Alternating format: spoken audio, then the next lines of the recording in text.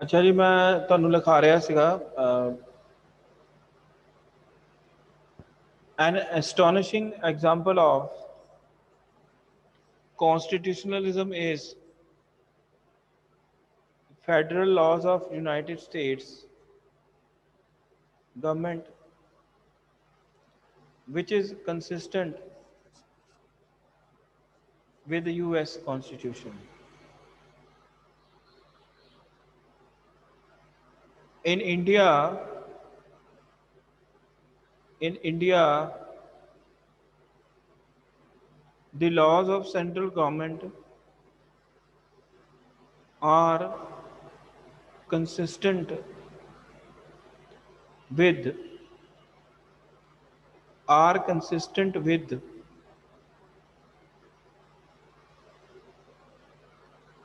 the Constitution of India. The Constitution of India. ਸੋ ਕਹਿਣ ਦਾ ਮਤਲਬ ਇਹ ਹੈ ਕਿ ਜਦੋਂ ਅਸੀਂ ਸੰਵਿਧਾਨਿਕਵਾਦ ਦੇ ਉਦਾਹਰਣਾਂ ਦੀ ਗੱਲ ਕਰਨੀ ਹੈ ਤਾਂ ਸਿੰਪਲ ਭਾਸ਼ਾ ਦੇ ਵਿੱਚ ਸੰਵਿਧਾਨਿਕਵਾਦ ਜਿਹੜਾ ਹੈ ਉਸ ਨੂੰ ਅਸੀਂ ਰੂਲ ਆਫ ਲਾਅ ਦੇ ਨਾਲ ਸੰਬੰਧਿਤ ਜਾਂ ਕਰਕੇ ਦੇਖਣਾ ਅਸੀਂ। ਸੋ ਜਦੋਂ ਆਪਾਂ ਇਹ ਚੈਪਟਰ ਕਰਾਂਗੇ ਉਦੋਂ ਮੈਂ ਇਹਨੂੰ ਤੁਹਾਨੂੰ ਡਿਟੇਲ ਦੇ ਵਿੱਚ ਜਿਹੜਾ ਹੈ ਸਮਝਾ ਦੂੰਗਾ। ਹੁਣ ਅਗਲਾ ਕੁਐਸਚਨ ਜਿਹੜਾ ਬਣਦਾ ਹੈ ਕਿ ਸੰਵਿਧਾਨਿਕਵਾਦ ਦਾ ਉਦੇਸ਼ ਕੀ ਹੈ। What is the purpose of constitutionalism? The central purpose of constitutionalism is to limit governmental power,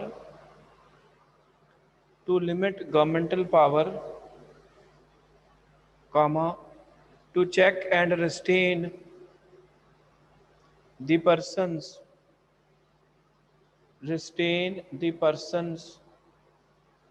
who hold public office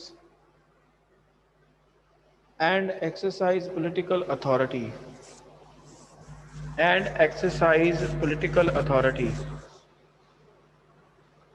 ਠੀਕ ਹੈ ਜੀ। ਇਹਨੂੰ ਪੰਜਾਬੀ ਚ ਲਿਖਣਾ ਲਿਖ ਲਓ। ਸੰਵਿਧਾਨਿਕਵਾਦ ਦਾ ਪ੍ਰਮੁੱਖ ਉਦੇਸ਼ ਸਰਕਾਰੀ ਸ਼ਕਤੀ ਨੂੰ ਜਾਂ ਸਰਕਾਰ ਦੀ ਸ਼ਕਤੀ ਨੂੰ ਉੱਤੇ ਲਿਮਿਟ ਜਾਂ ਚੈੱਕ ਲਗਾਉਣਾ ਹੁੰਦਾ ਹੈ। ਇਸ ਦੇ ਨਾਲ ਨਾਲ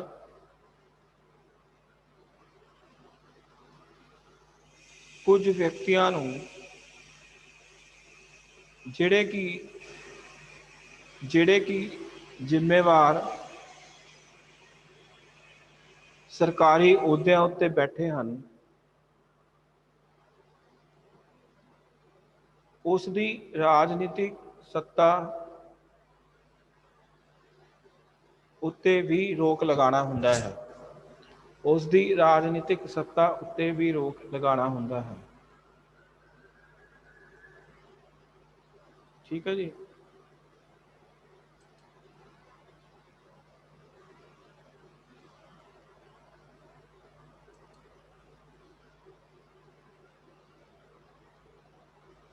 ਹੁਣ ਇਹਦੀਆਂ ਵਿਸ਼ੇਸ਼ਤਾਵਾਂ ਕੀ ਹੁੰਦੀਆਂ।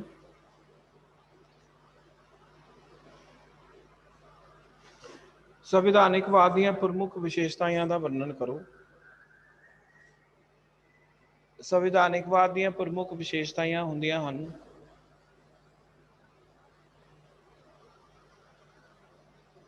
ਸ਼ਕਤੀਆਂ ਦੀ ਵੰਡ ਸੈਪਰੇਸ਼ਨ ਆਫ ਪਾਵਰਸ, ਜ਼ਿੰਮੇਵਾਰ ਸਰਕਾਰ ਅਕਾਊਂਟੇਬਲ ਗਵਰਨਮੈਂਟ। ਉਸ ਤੋਂ ਬਾਅਦ ਅਗਲਾ ਪੁਆਇੰਟ ਹੈਗਾ ਇਹਦੇ ਵਿੱਚ ਲੋਕਪ੍ਰਿय ਪ੍ਰਭੂਸੱਤਾ ਪਪੂਲਰ ਸਵਰੈਨਿਟੀ।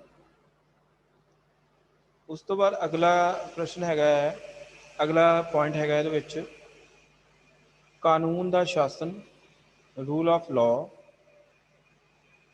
ਉਸ ਤੋਂ ਬਾਅਦ ਸੁਤੰਤਰ ਨਿਆਂਪਾਲਿਕਾ, ਇੰਡੀਪੈਂਡੈਂਟ ਜੁਡੀਸ਼ਰੀ। ਉਸ ਤੋਂ ਬਾਅਦ ਵਿਅਕਤੀਗਤ ਅਧਿਕਾਰ ਅਤੇ ਸੈਨਾ ਉੱਤੇ ਸਿਵਿਲੀਅਨ ਕੰਟਰੋਲ।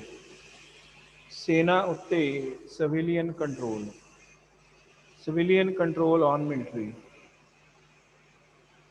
ਠੀਕ ਹੈ ਜੀ, ਇਹ ਕੁਝ ਪ੍ਰਮੁੱਖ ਵਿਸ਼ੇਸ਼ਤਾਵਾਂ ਸੀਗੀਆਂ ਸੰਵਿਧਾਨਿਕਵਾਦ ਦੀ। ਹੁਣ ਅਗਲਾ ਕੁਐਸਚਨ ਇਹਦੇ ਵਿੱਚ ਬਣਦਾ ਹੈ, 4 ਕਿਸਮ ਦੇ ਕਾਨੂੰਨਾਂ ਦਾ ਵਰਣਨ ਕਰੋ। 4 ਕਿਸਮ ਦੇ ਕਾਨੂੰਨਾਂ ਦਾ ਵਰਣਨ ਕਰੋ। 4 ਕਿਸਮ ਦੇ ਕਾਨੂੰਨ ਨੂੰ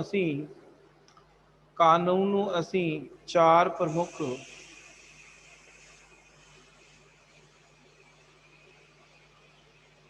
ਕਾਨੂੰਨ ਨੂੰ ਅਸੀਂ 4 ਪ੍ਰਮੁੱਖ ਸ਼੍ਰੇਣੀਆਂ ਵਿੱਚ ਵੰਡਦੇ ਹਾਂ। ਜਿਵੇਂ ਕਿ ਇਹਨੂੰ ਤੁਸੀਂ ਅੰਗਰੇਜ਼ੀ 'ਚ ਹੀ ਲਿਖ ਲਓ, tort law, contract law, property law and criminal law. ਅਗਲਾ ਪ੍ਰਸ਼ਨ ਬਣਦਾ ਹੈ, ਸੰਵਿਧਾਨਿਕਵਾਦ ਦੀ ਸ਼ੁਰੂਆਤ ਕਿਸਨੇ ਕੀਤੀ ਸੀ? Who started constitutionalism? ਸੰਵਿਧਾਨਿਕਵਾਦ ਦੀ ਸ਼ੁਰੂਆਤ ਕਿਸਨੇ ਕੀਤੀ ਸੀ?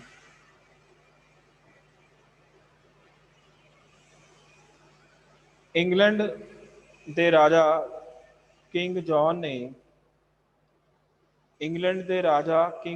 ਨੇ ਜਦੋਂ 1215 ਵਿੱਚ ਮੈਗਨਾ ਕਾਰਟਾ ਸਾਈਨ ਕੀਤਾ,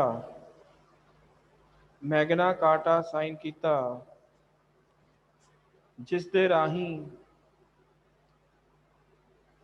ਉਸ ਵੇਲੇ ਇੰਗਲੈਂਡ ਦੇ ਰਾਜੇ ਦੀਆਂ ਸ਼ਕਤੀਆਂ ਨੂੰ ਕਾਫੀ ਹੱਦ ਤੱਕ ਸੀਮਿਤ ਕੀਤਾ ਗਿਆ ਸੀ ਅਤੇ ਅਸੀਮਿਤ ਰਾਜਤੰਤਰ ਵਿੱਚ ਬਦਲਣ ਦੀ ਪ੍ਰਕਿਰਿਆ ਸ਼ੁਰੂ ਹੋਈ ਸੀ। ਇਸ ਕਰਕੇ ਇਹ ਮੰਨਿਆ ਜਾਂਦਾ ਹੈ ਕਿ ਕਿੰਗ ਜੌਨ ਨੇ ਸੰਵਿਧਾਨਿਕਵਾਦ ਦੀ ਸ਼ੁਰੂਆਤ ਕੀਤੀ।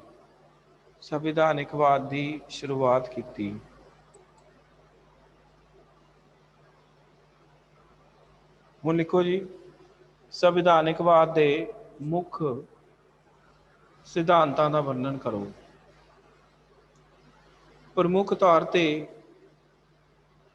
ਸੰਵਿਧਾਨਿਕਵਾਦ ਦੇ 6 ਸਿਧਾਂਤ ਹੁੰਦੇ ਹਨ, ਜਿਵੇਂ ਕਿ ਕਾਨੂੰਨ ਦਾ ਸ਼ਾਸਨ, ਸ਼ਕਤੀਆਂ ਦੀ ਵੰਡ, ਨਾਗਰਿਕ ਸਮਾਜ, ਲੋਕਤੰਤਰੀ ਵਿਵਸਥਾ,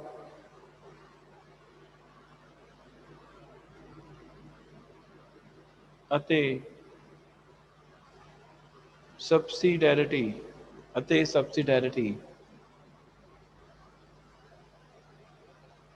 ਇਹਨਾਂ ਸਿਧਾਂਤਾਂ ਉੱਤੇ ਸੰਵਿਧਾਨਿਕਵਾਦ ਕੰਮ ਕਰਦਾ